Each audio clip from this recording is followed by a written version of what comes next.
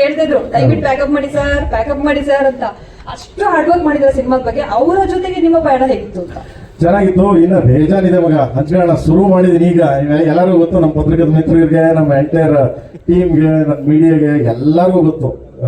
ಈ ಶುರು ಎಲ್ಲರ ಜೊತೆ ದಿನ ಬದಲಾಡ್ತಾರೆ. ಅವಾಗ ತಲೆ ತಿಂತಾ ಇರ್ತೀನಿ, ಅವಾಗ ಕರೀತಾ ಇರ್ತೀನಿ, ಅವಾಗ ಹೇಳ್ತಾ ಇರ್ತೀನಿ, ನಾವು ಬಂದ್ರು ಹೋಗೋಣ ಸಿಕ್ಕಣ ಮಾತಾಡೋಣ ಅಂತ ಸಿಗ್ತಾ ಇರ್ತೀನಿ, ಹಂಚ್ಕೋತೀನಿ ಎಲ್ಲ ಪ್ರತಿಯೊಂದು ಸ್ಟೇಜ್. ಇದು first song Shiva Shiva. So ಇದ್ರ ಬಗ್ಗೆ ಮಾತ್ರ ನಾನು ಹೇಳಕ್ ಇಷ್ಟಪಡ್ತೀನಿ. ನೆಕ್ಸ್ಟ್ ಕಮಿಂಗ್, ನೆಕ್ಸ್ಟ್ ಖಂಡಿತವಾಗ್ಲು ಎಲ್ಲ ಕೂತ್ಕೊಂಡು ಮಾತಾಡೋಣ ಖಂಡಿತವಾಗ್ಲು. Okay, thank you so much. Thank you so much ಮಗ.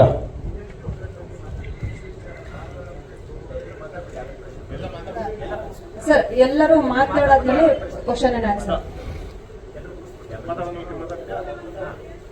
ಹಾ, ಮಾತಾಡು.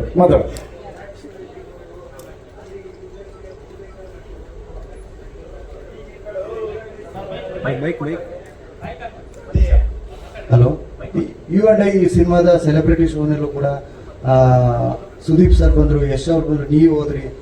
ಒಂದು ಒಳ್ಳೆ ಬೆಳವಣಿಗೆ ಇಂಡಸ್ಟ್ರಿ ವಿಚಾರವಾಗಿ ಸರ್.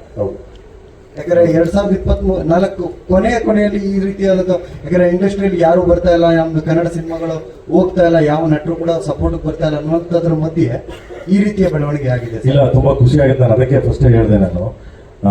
ಸೊ ಎಲ್ಲರೂ ಬಂದು ಒಟ್ಟಿಗೆ ಸಿನಿಮಾ ನೋಡ್ತಾರೆ. ಎಲ್ಲಾ ಸಿನಿಮಾಗಳು ನಮ್ಮ ಕನ್ನಡ ಸಿನಿಮಾಗಳು ಸಪೋರ್ಟ್ ಮಾಡ್ತಾರೆ. ಆಮೇಲೆ ಕನ್ನಡ ಸಿನಿಮಾ ಹೋಗ್ತಾ ಇಲ್ಲ ಅಂತ ಯಾರು ಹೇಳಂಗಿಲ್ಲ. ಯಾಕಂದ್ರೆ ಎಲ್ಲಾ ಜನ ನಮ್ಮ ಕರ್ನಾಟಕದಲ್ಲಿ ಎಲ್ಲಾ ತರ ಸಿನಿಮಾಗಳು ಬರ್ತಿವೆ, ಎಲ್ಲಾ ಸಿನಿಮಾಗಳು ನೋಡ್ತಿದ್ದಾರೆ. ಬಟ್ ಯಥೇಚ್ಛವಾಗಿ ಕನ್ನಡ ಸಿನಿಮಾಗಳು ನಮ್ಮ ಜನ ಸಪೋರ್ಟ್ ಮಾಡ್ತಿದ್ದಾರೆ ಖಂಡಿತವಾಗ್ಲು. ಎಲ್ಲ ಮೂಲೆಯಿಂದನೂ ಚೆನ್ನಾಗಿ ಸಪೋರ್ಟ್ ಮಾಡ್ತಾರೆ. ನೀವು ಎಲ್ಲೇ ಹೋಗಿ US ಹೋದ್ರು ಕನ್ನಡ ಸಿನಿಮಾ ಅಂತ ಆಗಿದ ತಕ್ಷಣ ನೋಡ್ತಾರೆ.